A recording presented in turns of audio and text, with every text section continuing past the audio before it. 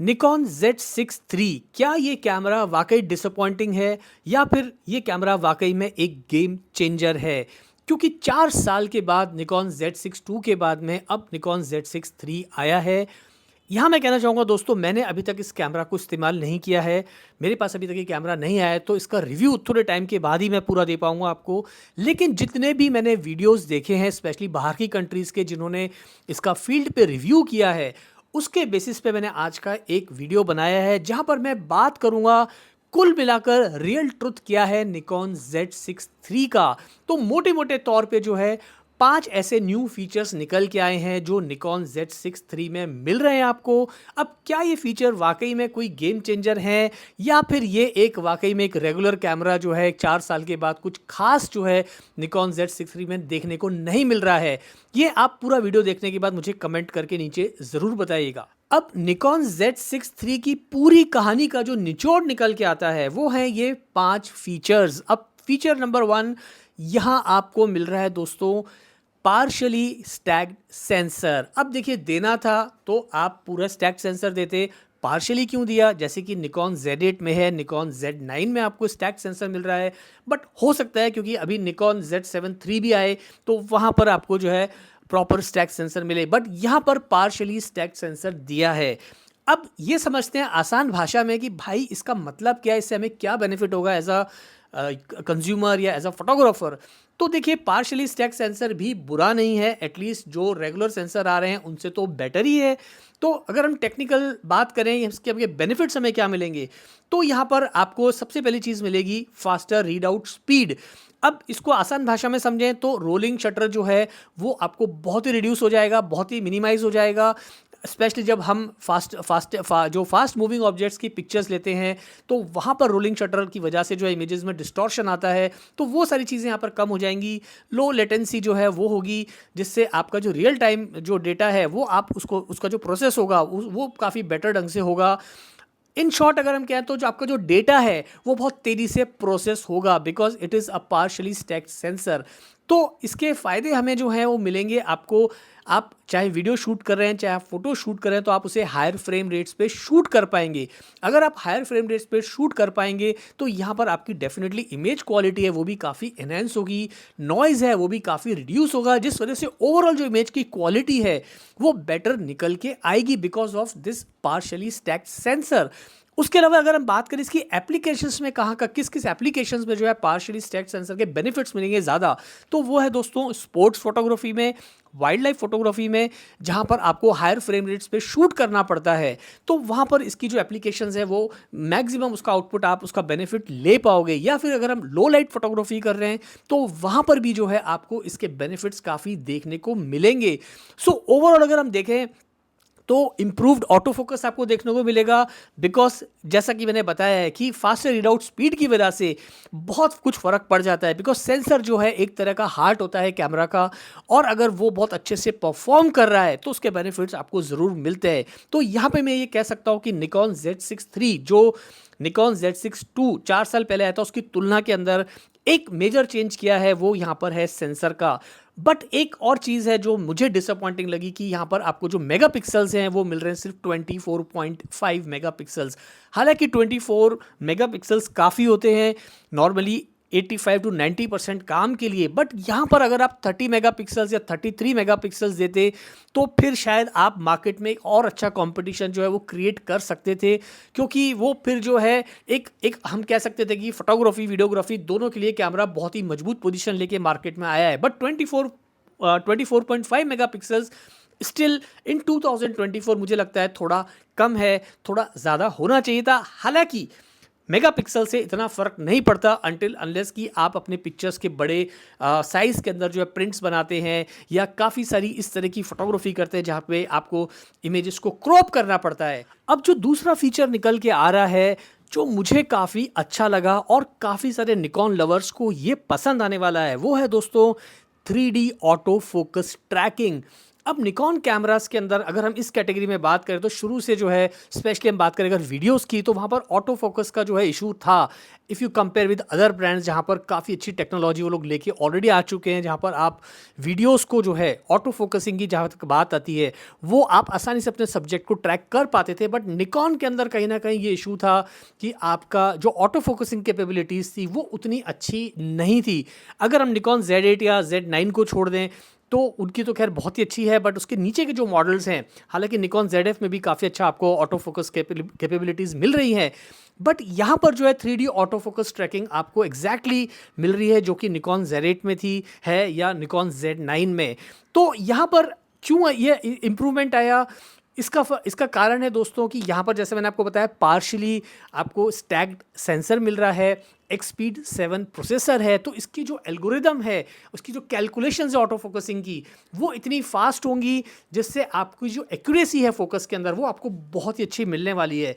अगर साधारण शब्दों में हम बात करें तो सब्जेक्ट ट्रैकिंग जो है वो आपको इसमें कमाल का मिलने वाला है। तो अगर आप स्पोर्ट्स रिलेटेड इवेंट शूट करते हैं वीडियोस के, या इस तरह के वीडियो शूट करते हैं जहाँ काफ़ी सारी मूवमेंट है, तो यहाँ पर ऑटो फोकस जो है वो आपको बहुत ही इंप्रूव मिलने वाला है, as good as any other brand जो अभी तक वो ब्रांड्स के अंदर आपको अच्छा ऑटो फोकस मिल रहा था। तो यहाँ पर ये चीज़ मुझे काफ़ी अच्छी लगी कि काफ़ी मच इंप्रूव जो है ऑटो फोकस कैपेबिलिटीज़ आपको इस कैमरा में देखने को मिलेंगी।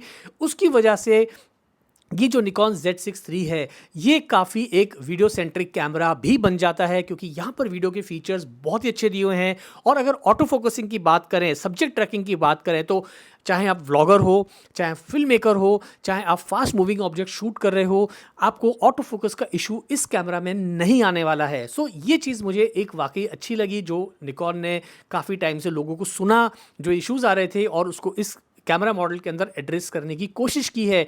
अब चाहे आप जो है पीपल शूट कर रहे हो, आप कैट शूट कर रहे हो, डॉग शूट कर रहे हो, एयरप्लेन शूट कर रहे हो, आप ट्रेन शूट कर रहे हो, आप बाइक शूट कर रहे हो, आप मोटर बाइक शूट कर रहे हो, आप बाइसाइकिल शूट कर रहे हो, तो आप चाहे बर्ड शूट कर रहे हो, तो यहाँ पर आपको लगभग जो है 9 इस तरह के सब्जेक्ट हैं जिनको आप आसानी से ऑटोमेटिकली जो है फ्रैक्शन ऑफ सेकंड में फोकस लॉक होगा और आप उन्हें अच्छे से ट्रैक कर पाएंगे। सो ओवरऑल अगर हम बात करें तो 3D ऑटो फोकस ट्रैकिंग जो है वो वाकई मुझे इसके अंदर थोड़ा गेम चेंजर लगा, क्योंकि इस तरह के जब आप काम करते हो, आप एक कैमरा लेते हो जिसे आप ये सोच के लोगे आप एक हाइब्रिड कैमरा ले रहे हो, चाहे आपको फोटोग्राफी करनी हो और वीडियोग्राफी करनी हो, और आप रिलाय करते हो काफ़ी सारे ऑटो फोकसिंग कैपेबिलिटीज़ पे, तो यहाँ पर ये चीज़ आपको बहुत ही अच्छे से सपोर्ट करने वाली है। अब जो तीसरा फीचर है भाई वो कोई ऐसा खास नहीं है, बट क्योंकि निकॉन Z6 III में दिया जा रहा है वो नई चीज़, इसलिए मैं बता रहा हूँ, वो है दोस्तों फ्लिप आउट स्क्रीन। अब देखिए फ्लिप आउट स्क्रीन भैया सब जगह आ गया था पहले ही, और अगर हम ब्रांड्स की कंपेयर करें तो भाई पहले ही दे देते निकॉन Z6 Mark II के अंदर, लेकिन नहीं दिया, कोई बात नहीं, इसमें दे दिया है।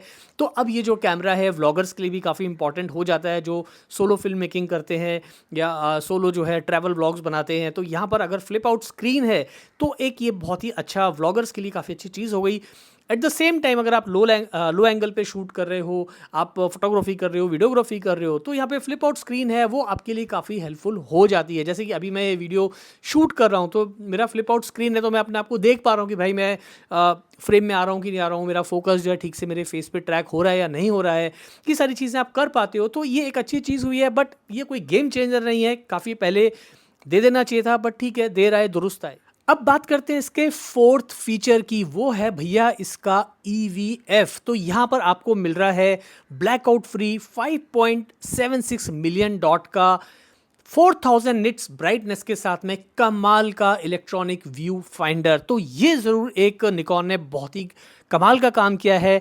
सरल शब्दों में कहूँ तो इसका जो फ्लैगशिप कैमरा है निकॉन Z9 उससे 33% ब्राइटर है, और as compare to other brands also, जहाँ पर इतना अच्छा EVF आपको शायद ही मिले या कुछ ही मॉडल्स के अंदर अवेलेबल हो।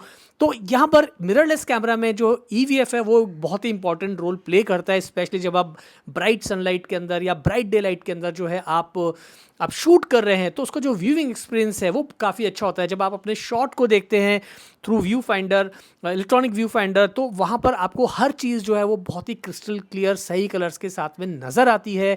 आपको अंदाज़ा होता है कि आपका शॉट कैसा आने वाला है। जब आप रिकॉर्ड कर लेते हैं अपनी फुटेज को, जब आप प्ले करते हैं उसे, तो उसका जो व्यूइंग एक्सपीरियंस है वो बहुत ही अच्छा होता है। जैसे कि अभी मैं अपने सोनी A7S III पे इस वीडियो को शूट कर रहा हूँ, इसके अंदर भी 9.42 मिलियन डॉट्स का जो है इलेक्ट्रॉनिक व्यू फाइंडर है, तो उसका जो एक्सपीरियंस है वो बहुत ही नेक्स्ट लेवल का होता है। तो यहाँ पर ये ज़रूर मैं कहूँगा कि निकॉन Z6 III के अंदर एक EVF जो है वो बहुत ही अच्छा दिया है। एंड निकॉन ने लोगों को बात सुनी, जो निकॉन के कैमराज यूज़ कर रहे हैं उन लोग की शिकायतें सुनी है और उसको एड्रेस करने की कोशिश की है। सो मैं उम्मीद करता हूँ कि अब जो भी कंपनीज़ अपने नए मॉडल्स के साथ में आएंगी तो यहाँ पर EVF के ऊपर उन्हें खास तौर पे ध्यान देना चाहिए, क्योंकि कम से कम ये जैसे 5.76 मिलियन डॉट का EVF है, तो ये एक बहुत ही हेल्पफुल फीचर है किसी भी फोटोग्राफर या वीडियोग्राफर के लिए। तो ये फीचर मुझे काफ़ी यूज़फुल लगा। Last but not the least, अब बात करते हैं इसके सिक्स्थ फीचर की, जो मुझे बहुत ही कमाल का लगा। वो है दोस्तों इसकी वीडियो कैपेबिलिटीज़। तो यहाँ पर आप 4K 6K जो है रॉ वीडियो इंटरनली शूट कर पाएंगे। ये इस कैमरा को जो है वो एक नेक्स्ट लेवल पे लेके जाता है, जहाँ पर आप अच्छी खासी प्रोफेशनल लेवल पे वीडियोग्राफी कर सकते हैं। उसके अलावा अगर हम बात करें दोस्तों, तो यहाँ पर आप शूट कर पाओगे प्रोरेज रॉ के ऊपर, आप यहाँ शूट कर पाओगे एंड रॉ के ऊपर, आप यहाँ शूट कर पाओगे 12 बिट रॉ पे, और यहाँ पर आप 10 बिट लॉक के ऊपर आप शूट कर पाओगे। सो ओवरऑल इतने सारे आपको इसके अंदर फीचर्स दे दिए गए हैं जो इस कैमरा को एक प्रोफेशनल लेवल का जो है वीडियो सेंट्रिक कैमरा भी बनाते हैं। यहाँ पर आप 60p के ऊपर जो है 6K 60p पे शूट कर पाओगे, 4K 120p पे शूट कर पाओगे, और फुल HD जो है वो आप 240p के ऊपर जो है स्लो मोशन इसके अंदर आप शूट कर पाओगे। तो ये सारे जो फीचर्स हैं वो ये बताते हैं कि अगर आप एक प्रोफेशनल लेवल की फिल्म मेकिंग करना चाहते हैं, आप एक प्रो लेवल के वीडियोज़ बनाना चाहते हैं जहां आपको पूरा कमांड चाहिए, आपको रॉ फुटेज शूट करनी है, तो भाई इंटरनली ये सारा काम इसके अंदर आप कर पाओगे। सो ये एक ज़बरदस्त जो है एक वीडियो कैमरा भी अब बन जाता है। सो ओवरऑल अगर हम देखें इसके कुल मिला के अगर निचोड़ निकाले तो ये 5 फीचर्स ही हैं जो अभी निकल के आए हैं, जो एक आपको बेनिफिट दे रहे हैं। अब अगर आप कंपेयर करें ये सारे फीचर्स को दूसरे कैमरा ब्रांड्स के साथ में, तो आप इस कैमरा को कितना रेट करेंगे? क्या आप वाकई इसे एक डिसअपॉइंटिंग कैमरा मानेंगे, या आप एक एवरेज बोलेंगे कि एक एवरेज अपग्रेड है, या एक वाकई यूज़फुल अपग्रेड रहेगा उन लोगों के लिए जो एक नया कैमरा खरीदने की सोच रहे हैं? तो आप अपने कमेंट्स करके मुझे नीचे ज़रूर बताइएगा। लेकिन अगर मोटे मोटे तौर पे हम दूसरे ब्रांड्स के साथ में अगर कंपेयर करके देखें, तो यहाँ पर निकॉन ने ओवरऑल जो है मैं ये कहूँगा कुछ चीज़ें बहुत अच्छी की हैं, कुछ चीज़ें बहुत ही रेगुलर हैं।